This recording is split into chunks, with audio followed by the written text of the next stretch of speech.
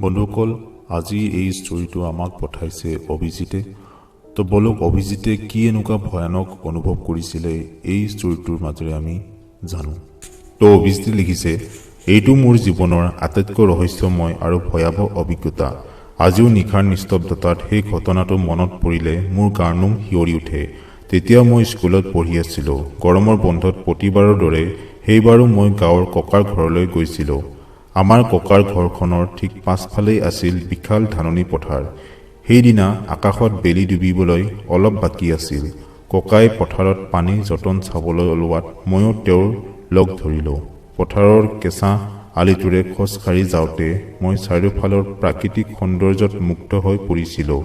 পথাৰখনৰ ঠিক মাজভাগতে এটা বিৰাট পুৰণি বগৰী গছ আছিল। গছজোপা ইমান জোপোহা আছিল যে তাৰ তলখন দিনৰ পোহৰতো আন্ধাৰ হৈ থাকিছিল। ককাই পথাৰৰ আনটো-মূৰত কাম কৰি থাকোঁতে মই লাহে লাহে সেই বগৰী গছজোপাৰ ওচৰ চাপি গ'লোঁ।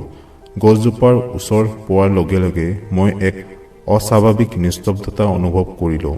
বতাহজাক হঠাতে বন্ধ হৈ গ'ল আৰু চাৰিওফালে এক মৰিশালীৰ দৰে নীৰৱতাই বিৰাজ কৰিলে।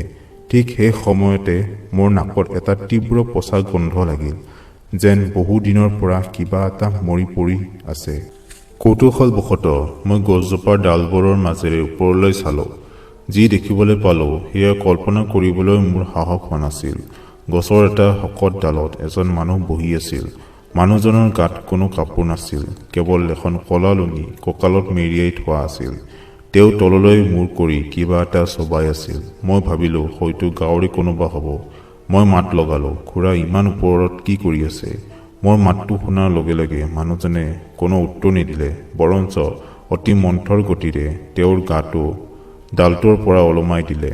তেওঁ জঁপিয়াই দিয়া নাছিল, তেওঁ কেৱল ভৰি দুখনেৰে ডালটোত ওলমি থাকি গোটেই দেহটো তললৈ এৰি দিছিল, সম্পূৰ্ণ ওলোটাকৈ।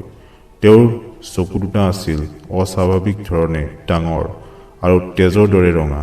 আটাইতকৈ আতংকিত কৰা কথাটো আছিল যে তেওঁৰ ভৰিৰ সৰু গাঁঠি দুটা বিপৰীত দিশত আছিল। সেই অবাস্তৱ দৃশ্যটো দেখি মোৰ ডিঙিৰ পৰা কোনো শব্দও নোলাল। মানুহজনে গছৰ ডালটোৰ পৰা মাটিলৈ নামি আহিল, কিন্তু তেওঁৰ ভৰিৰ কোনো শব্দ হোৱা নাছিল। তেওঁ যে বতাহত ভাঁহিয়ে আহিছিল। তেওঁৰ মোৰ ফালে আগুৱাই আহোঁতে তেওঁৰ মুখৰ পৰা এক অদ্ভুত খটখট শব্দ ওলাইছিল, যে কোনোবা দুৰ্বল মানুহৰ হাড় ভাঙিছে। মই পাছলৈ খোজ দিবলৈ চেষ্টা কৰিলোঁ, কিন্তু মোৰ শৰীৰটো যেন শিলৰ দৰে স্থিৰ হৈ পৰিল। তেওঁ মোৰ ইমান ওচৰ পালেহি যে তেওঁৰ গাৰ পৰা অহা সেই বিভৎস পচা গোন্ধটোৱে মোক বমি আনিব খুজিলে। তেওঁৰ নিজৰ দীঘল কলা আঙুলিবোৰ মোৰ মুখৰ ওচৰলৈ আনিলে। ঠিক সেই সংকটপূৰ্ণ মুহূৰ্ততে দূৰৰ পৰা ককাৰ চিঞৰ ভাহি আহিল, মাজু ক'ত আছ তই? সোনকালে আহ, বেলি ডুবিল। ককাৰ সেই পৰিচিত মাতটো শুনাৰ লগে লগে মোৰ চকুৰ সন্মুখৰ পৰা সেই কলা ছাঁটো মুহূৰ্ততে নোহোৱা হৈ গ'ল। বগৰী গছজোপাৰ ডালবোৰ জোৰকৈ কঁপিবলৈ ধৰিলে, যেন কোনোবা এটা ওপৰলৈ বৰ জোৰেৰে উঠি গ'ল। মই কোনোমতে দৌৰি গৈ ককাৰ সাৱটি ধৰিলোঁ। মোৰ সেই অৱস্থা দেখি ককাই একো নুসুধাকৈয়ে মোক ঘৰলৈ লৈ আহিল। সেইদিনা ৰাতি মোৰ প্ৰবল জ্বৰ উঠিল।